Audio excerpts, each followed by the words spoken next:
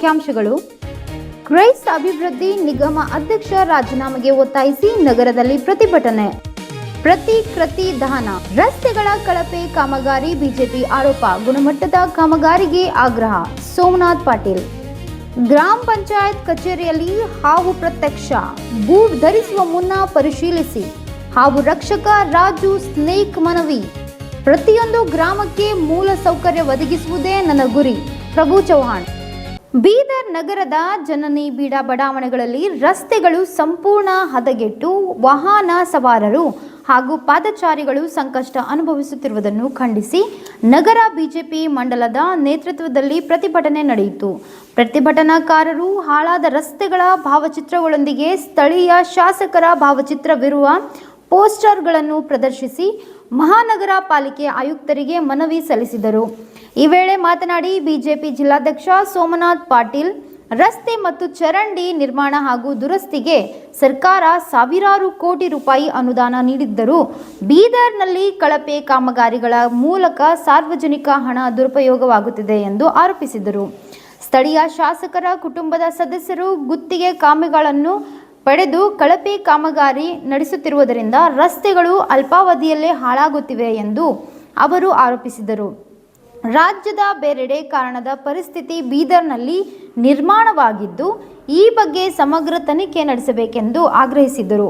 ಅಧಿಕಾರಿಗಳು ಕೂಡಲೇ ಮಧ್ಯಪ್ರವೇಶಿಸಿ ಗುಣಮಟ್ಟದ ರಸ್ತೆ ಹಾಗೂ ಚರಂಡಿ ಕಾಮಗಾರಿಗಳನ್ನು ಕೈಗೊಳ್ಳಬೇಕು. ಇಲ್ಲವಾದರೆ ಬಿಜೆಪಿ ವತಿಯಿಂದ ಉಗ್ರ ಹೋರಾಟ ನಡೆಸಲಾಗುವುದು ಎಂದು ಅವರು ಎಚ್ಚರಿಕೆ ನೀಡಿದರು. ಇದೇ ವೇಳೆ ಮನವಿ ಪತ್ರ ಸ್ವೀಕರಿಸಿ ಮಾತನಾಡಿದ ಮಹಾನಗರ ಪಾಲಿಕೆ ಆಯುಕ್ತರು ಮಾತನಾಡಿ 1 ತಿಂಗಳ ಅವಧಿಯೊಳಗೆ ರಸ್ತೆಗಳ ದುರಸ್ತಿ ಮಾಡುವುದಾಗಿ ಎಂದು ಭರವಸೆ ನೀಡಿದರು.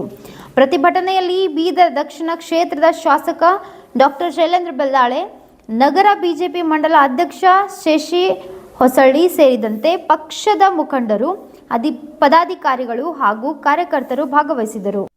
ಕಾಡವಾದ ಗ್ರಾಮ ಪಂಚಾಯತ್ ಕಚೇರಿಯ ಸಿಬ್ಬಂದಿ ಕೊಠಡಿಯಲ್ಲಿ ಅಚಾನಕ್ ಹಾವು ಕಾಣಿಸಿಕೊಂಡಿದ್ದರಿಂದ ಸಿಬ್ಬಂದಿ ಗಾಬರಿಯಿಂದ ಹೊರಗೆ ಓಡಿ ಬಂದರು.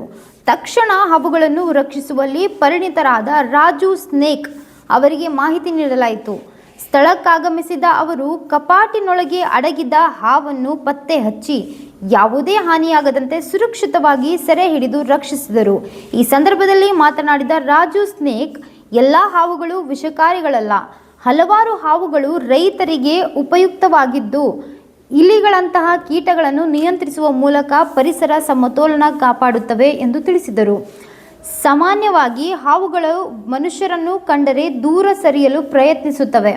ಆದರೆ ಆಕಸ್ಮಿಕವಾಗಿ ಸ್ಪರ್ಶವಾದರೆ ಅಥವಾ ಅಪಾಯವಿದೆ ಎಂದು ಭಾವಿಸಿದರೆ ಮಾತ್ರ ಕಚ್ಚುವ ಸಾಧ್ಯತೆ ಇರುತ್ತದೆ ಎಂದು ಅವರು ಹೇಳಿದರು. ವಿಶೇಷವಾಗಿ ಮಳೆಗಾಲದಲ್ಲಿ ಬೂಟ್ ಅಥವಾ ಶೂಗಳಿಗೆ ಹಾವುಗಳು ಅಥವಾ ಇತರೆ ಜೀವಿಗಳು ಆಶ್ರಯ ಪಡೆಯುವ ಸಾಧ್ಯತೆ ಇರುವುದರಿಂದ ಶೂ ಅಥವಾ ಬೂಟ್ ಧರಿಸುವ ಮುನ್ನ ಅವುಗಳನ್ನು ಚೆನ್ನಾಗಿ ಪರಿಶೀಲಿಸಿ ನಂತರವೇ ಧರಿಸಬೇಕು ಎಂದು ಸಾರ್ವಜನಿಕರಿಗೆ ಸಲಹೆ ನೀಡಿದರು. ಹಾವುಗಳು ಏನದಂತಂದ್ರೆ ಶೂಸಿನೊಳಗಾಗಲಿ, ಸಾಕ್ಸ್ನಾಗಲಿ, ಹೆಲ್ಮೆಟ್ ಆಗಲಿ, ಬೈಕ್ ಆಗಲಿ, ಇವು ಯಾವುದೇ ಒಂದು ಗರಂ ಶೀತಿಟ್ಟಂಥ ಜಾಗದಾಗಿಂದ ಇಂಥ ಹಾವಿನ ಮರಿಗಳಿಂದ ಬಂದು ಕೂಡ್ತಾವೆ. ಶೂಸಿನಾಗ ಯಾಕೆ ಕೂಡ್ತಾವ ಅಂತಂದ್ರೆ ನಮ್ಮ ಬಾಡಿ ಒಳಗಿನ ಪಸಿನ ಆಗಲಿ, ಸ್ಮೆಲ್ ಆಗಲಿ, ಆ ಸ್ಮೆಲ್ಲಿಗೆ ಟಾರ್ಗೆಟ್ ಏನು ಮಾಡ್ತಾ ಹಾವಿನ ನೇಚರಿಂದ ವಾಸನಾ ಶಕ್ತಿ ಟಾರ್ಗೆಟ್ ಆಗ್ತದೆ. ಆ ವಾಸನಲ್ಲಿ ಏನಾಯ್ತು ಶೂಸಿನೊಳಗೆ ಹೋಗಿ ಕೂತಾಗಿಂದ ನೀವು ಸ್ಕೂಲ್ ಟೈಮ್ ಆಗಿದೆ, ಕಾಲೇಜ್ ಟೈಮ್ ಆಗಿದೆ ಅಂತ ಹೇಳಿ ಮಾಡ್ತೀರಿ, ಸಡನ್ನಾಗಿ ಕಾಲು ಹಾಕ್ತೀರಿ. ಎಚ್ಚರಿಕೆ ಏನಪ್ಪ ಅಂತಂದ್ರೆ ಸಡನ್ನಾಗಿ ಯಾರು ಕಾಲು ಹಾಕೋಕೆ ಹೋಗ್ಬೇಡ್ರಿ. ಹಾವಿಗಂತೂ ಬುದ್ಧಿ ಇರಲ್ಲ. ಮನುಷ್ಯ ಬುದ್ಧಿ ವಿವೇಕ ಎಲ್ಲ ಆಕ್ಟಿವ್ ಆಗಿರ್ತಾನೆ, ಮನುಷ್ಯಗೆಲ್ಲ ಗೊತ್ತಿರ್ತದೆ. ಆ ಮನುಷ್ಯ ಏನು ಮಾಡ್ಬೇಕಂದ್ರೆ ಶೂಸ್ ಏನದ ಸ್ವಲ್ಪ ಜಾಡ್ತಿ, ಸಾಕ್ಸ್ನಿಂದ ಜಾಡ್ತಿ ಸೇಫಾಗಿ ಹಾಕೊಂಡು ಹೋಗ್ಬೇಕು. ಯಾಕಂದ್ರೆ ನಿಮ್ಮ ಜೀವ ನಿಮ್ಮ ಕೈಗೆ ಇರ್ತದೆ. ಯಾಕೆ ಈ ಹಾವಿಗಂತೂ ಬುದ್ಧಿ ಇರಲ್ಲ. ಈ ಹಾವಿಂದ ತಂದ ಆತ್ಮರಕ್ಷಣೆಗೋಸ್ಕರ ಏನದ ಬಾಯ್. ಈ ಸಂದರ್ಭದಲ್ಲಿ ಮಾತನಾಡಿದ ಶಾಸಕ ಪ್ರಭು ಚೌಹಾಣ್, ಕ್ಷೇತ್ರದ ಪ್ರತಿಯೊಂದು ಗ್ರಾಮಕ್ಕೂ ಮೂಲಸೌಕರ್ಯ ಒದಗಿಸುವುದು ತಮ್ಮ ಆದ್ಯತೆಯಾಗಿದ್ದು ಕಾಮಗಾರಿಗಳನ್ನು ನಿಗದಿತ ಅವಧಿಯಲ್ಲಿ ಹಾಗೂ ಗುಣಮಟ್ಟದಿಂದ ಪೂರ್ಣಗೊಳಿಸುವಂತೆ ಅಧಿಕಾರಿಗಳು ಮತ್ತು ಗುತ್ತಿಗೆದಾರರಿಗೆ ಸೂಚನೆ ನೀಡಿದರು. ಕಾರ್ಯಕ್ರಮದಲ್ಲಿ ವಿವಿಧ ಇಲಾಖೆಗಳ ಅಧಿಕಾರಿಗಳು, ಸ್ಥಳೀಯ ಮುಖಂಡರು ಹಾಗೂ ಗ್ರಾಮಸ್ಥರು ಉಪಸ್ಥಿತರಿದ್ದರು.